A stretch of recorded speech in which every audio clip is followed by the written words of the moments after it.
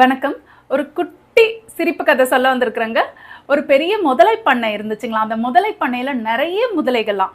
அந்த முதலை பண்ணைக்கு நிறைய பார்வையாளர்கள் தினம் வந்துகிட்டே இருப்பாங்களாம். அந்த முதலை பண்ணையுடைய முதலாளி இந்த பார்வையாளர்களுக்கெல்லாம் ஒரு போட்டி அறிவிச்சாருங்களாம். என்ன போட்டின்னா, இக்கரையிலேருந்து அக்கறைக்கு இந்த குளத்தை தாண்டி போயிட்டா 10 லட்சம் யாரு போறாங்களோ அவங்களுக்கு தரதான். எத்தனையோ பார்வையாளர்கள் வந்தாங்களாம். இந்த போட்டிக்கு தயாரா இல்லை. ஏன்னா குளத்துல அத்தனை முதலைகள் இருக்கு, உயிர் போயிடும். அதுக்கு பயந்துகிட்டு யாருமே ஒத்துக்கலீங்களாம். அன்னைக்கு அவரு பார்வையாளர்கிட்ட இந்த போட்டியை அறிவிச்சுக்கிட்டே இருந்தாருங்களாம். உடனே டக்குன்னு ஒரு குளத்துக்குள்ள குதிக்கிற சத்தம் கேட்டுச்சுங்களாம். பார்த்தா ஒருத்தர் குதிச்சுட்டாராம்.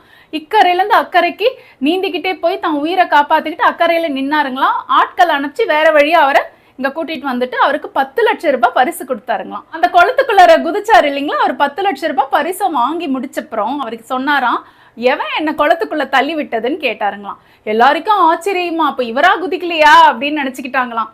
எல்லாரும் ஒரே திகச்சு இருந்தப்போ அவருடைய மனைவி மட்டும் புன்சிரிப்போட இருந்தாங்களாம். இந்த குட்டி கதையில இருந்து நாம என்ன தெரிஞ்சுக்கிறோம்னா, ஒவ்வொரு ஆணின் வெற்றிக்கு பின்னாடியும் ஒரு பொண்ணு தாங்க இருக்கிறாங்க.